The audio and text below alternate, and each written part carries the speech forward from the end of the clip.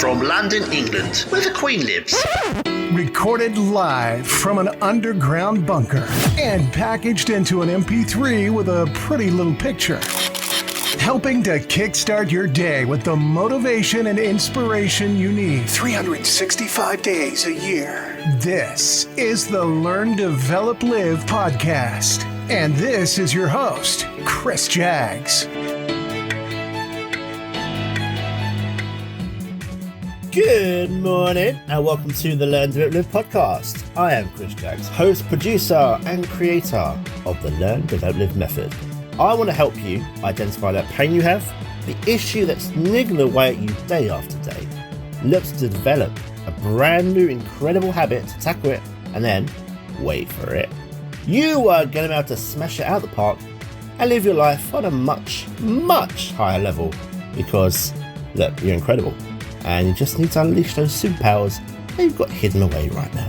What we do need to do is get you on that path. And once you get yourself moving in that new direction, wow, you are going to be grateful that you believe in yourself and you gave yourself that chance to fulfill your potential.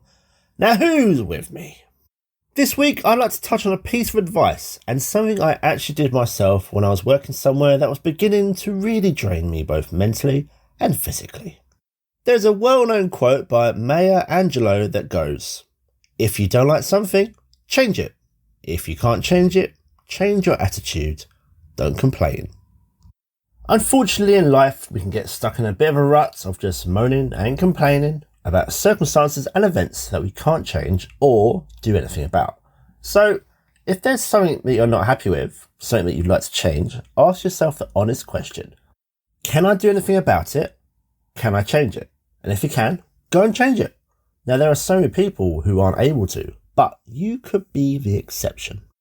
But if you can't, moaning and whining and whinging about the situation will only keep you stuck in the place that you don't want to be. It serves you no useful purpose or benefit, as it's not going to change anything at all. Now, before we get really into this, let's have those usual messages. I used to get in trouble, getting in fights, spent time inside, time in prison. Then I realised my dream with the Learn, Develop, Live podcast. Now I'm in Swan Lake. Bellissimo. You're listening to the Learn, Develop, Live podcast. If you're enjoying the podcast, why not share it with someone? You could be the reason someone becomes motivated today. And we are back in the room. Now, as we were talking about earlier, if you don't like something, you need to look to either change that or change your attitude towards it.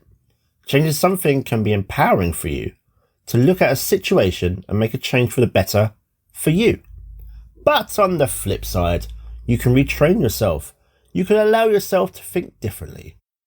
Now, I'm not saying it's easy, but it's something that you can quite easily do when you know how. So ask yourself, can I change it or can I change my way of thinking about it? When you change your way of thinking about it, it allows you to open up the possibilities to the solutions or how you can improve the situation. One thing you can do is start asking yourself better quality questions. Ask yourself, what would be the best way for me to move forward? Can I change my response to this? By doing that, you are changing from the inside out, and that's what you are responsible for. You can't control all the external factors, but the one thing you will always be responsible for is the way you respond to it. That is your choice. Remember, what you resist persists, so stop resisting and allow yourself to release and let go of anything you can't change. Allow yourself to focus your time and energy and your headspace on the things that you can change. Remember, what your mind believes you will achieve. So allow yourself to think differently, to believe in yourself, to take action so you can enjoy and achieve in life what you really want. Now, if I think back to my own time, my own situation during my retail adventures, without mentioning any names, the toy retailer I was with before my last, one random Friday, the regional manager turned up and after his initial walk of the shop floor, he asked to speak to me in the office. Now, I'm sure like many people, when one of the bosses asks to have a word, it's an instant thought of, what have I done wrong? Maybe have a quick think, trying to remember if there's anything that you might have done wrong. Now, this conversation was over 10 years ago, but it went along the lines of, Hi Chris, I'd like to move to store X as a promotion. You'll get a pay rise of X and you'll be starting there on Monday. Now this was Friday, but anyway. Now I'm sure there was more of a conversation of that, but if I think back to the way I am now, experience and mindset in the world, maybe I would have contested it. The problem was, there was no, how do you feel about that? And I also knew that my actual contract states that I could be placed in any London store. But hey, long term, the whole situation made me do something about the scenario that I'm in today. Now, yes, it was a promotion. I would be working in the flagship store of the company. Woohoo! Some people want that. I didn't. Now, there are many, many hungry retail people, like I said, that would have lapped that one up, but I just wasn't that person. I was quite happy doing what I was doing. I was a deputy manager who, at the end of the day, if I was running the shop, I could give it back to the boss at the end of it. So once this all happened, in the following hours, there were many different thoughts taking place. I started to process what would be happening. How different would it be from getting from good old Barnet, just outside North London, the top of the Northern line of the tube to South East London, especially during rush hour. I would be going from a 25-minute bus ride to travelling across part of London, something I would do again later in a different work life. And then the cost of travel, time to get there. Now don't get me wrong, there was a fairly decent pay rise, but you see, this is where what I class as a bit of a con, it just starts to take shape. The regional manager, little do I know, had spoken with my previous store manager of mine, great guy, learnt a lot from him, and he asked him where I lived. The reason for this random question was to work out the cost of my travel for this promotion. You see, I'd gone from paying just under £20 a week to travel to work and the good old Transport for London's 7-day bus pass, but this has now shot up to £50 a week for the privilege of sitting in a tube and travelling across London every day. Now can you guess where that nice pay rise was going? Yes, just enough to cover the new travel costs I was about to incur. True story. Realistically, I actually ended up being £5 a week better. Woo! £5 a week better. What a pay rise. Now I'm under no illusion that some people would love to be in that position, but it wasn't the right one for me. My first day, it took almost 2.5 hours to get to work as the Jubilee line of the tube network basically lost power. And well, we were all stuck down there while they tried to fix that. Also, the shift pattern wasn't great. The store manager only ever did 7 a.m. till 4 p.m. because of traffic. Apparently, there's also a high amount of traffic on a Saturday and Sunday morning too. So I had 11 a.m. to 8 p.m. every single day. Now my day looked like this. Up at 8, out the door by 9, 2 hours or so to get to work. Now despite the shift actually being 11 till 8, the shop closes at 8 and then you still have to cash up the loss remaining till unlock up. So let's say out by 8:20. Then I can remember running across the car park with a security guard to get the bus to the first tube. And then eventually walk through the door often around 10 p.m. Now, when do you see your daughter in that time? What a great question. From what I remember, I didn't have any problem with the store itself or the people there. It was the shifts and the travel. And pretty much instantly, I started applying for other jobs. I even spoke to an area manager for a sportswear retailer about if I was interested to come in for a chat. Now, I had interviewed with this company before, but someone from a rival brand of theirs, who knew a lot more about sportswear than me, got the job.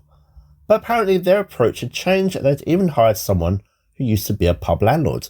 And I remember telling him, let me get back to you when I know my next day off is. But that phone call never took place because the next day, while I was up a ladder filling up the Crayola Bay, I had a call from one of my old managers asking what I was up to these days. And I remember telling him, well, at this moment, I'm up a ladder, filling up crayons. Now he started telling me about another toy retailer who I ended up going to. And would I be interested in coming over? Wow, a way out. Now, I really liked the idea of this company. I liked how it sounded. They weren't even open on Sundays, if that's a bit of a giveaway to who it was. And I really liked my old boss. So it all sounded pretty incredible. Later that day, I found the vacancy online and began the application process. Spent so long on it, making it as perfect as I could, night after night, until I finally submitted it. Off it went. So what do I do now? I spent every evening doing this thing. I had an invitation to an interview and had to travel to their head office. It went really well and I had a really good feeling on the journey back.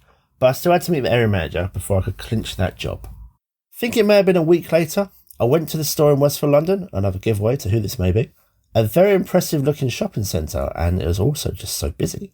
And I was an hour early. Well, you know. I had to leave and then come back a little closer to the time, but I was able to have a little walk around and hopefully try and not get lost. Now, the interview itself went extremely well. I remember just how hot I was in my suit in that little stuffy office, and when it all finished, I had a good feeling. This must be a winner. The store looked good too. A little different in the setup of toy stores I worked in previously, but it was bright, colourful, the vibe was good. And as it was the middle of the week, I think I was told I'd find out by the end of the week. But then that came, and then that went. Another working weekend in this other place, and I was starting to doubt the possibility of this new job, and what I can do next, and maybe I could try that sportswear job again. Now Monday happened, and I got a call from the area manager. He apologised for not calling the previous week, and would I like the job? Yes, of course I would. Now, traditionally, most notice periods are 4 weeks, and I told him I'll be there just over a week. I put my resignation letter together at the same day, staying a week's notice, which wasn't following the rules, but hey, with how I was feeling due to how it was all being treated on me, then hey, a week itself is still too long. Now, the current place I was at, there was a visit from the regional manager the following day. I think he was meant to come in anyway. And he also told the store manager that I needed to give 4 weeks notice. No chance. This was one bridge that I'd burnt down before I even left. I gave my feedback to the store manager when he asked what could the company do better in the future. And I guess maybe even him starting to understand that treating people like human beings with respect instead of just another body to stick in the shop would just be a good start. There was no work-life balance, something that is so important to so many people, and maybe my own mental health was starting to get affected back then. But it wasn't something that was even a topic. But, you know, the whole experience was a victory for me in my own development as a person. When it comes to work, you are replaceable. Everyone is. But what you produce might not be as strong, but they can still replace you. An important thing to remember here is that your workplace wants you, but your family, they need you. I spent almost 6 weeks in the new promotion store, and there were a lot more downs and ups, of course, like in most places. But look, this is another chapter in my storybook of life. If you don't like something or a situation you're in, if it's possible to still have any influence over it, just go and change it. No complaining, no whining, just go and do it. See how happy you'll be right at the end of it. This whole thing might have been the first time I even followed my own advice. Now you can start to put the plan of yours into action by booking your exclusive free 30-minute LDL power call by going to ldlcall.com to find the perfect slot for you. Let's get you moving in the right direction. Now that is all from me today. Go out there and make a change in your life, the one you've been putting off. You owe it to yourself. Have yourself a great week, and I will see you in the next one. The Learn, Develop, Live podcast. Life is too short for just sitting in your pants eating cheesy Wotsits. Goodbye. What? It's over already? All over. Thank you for listening to the Learn, Develop, Live podcast. I hope you feel as warm, motivated, and fuzzy inside as I do. You can connect with Chris at LearnDevelopLive.com or on Facebook, Instagram, or Twitter. I won't say goodbye. I'll just say until we meet again. Until next time, join the motivation. Motivation.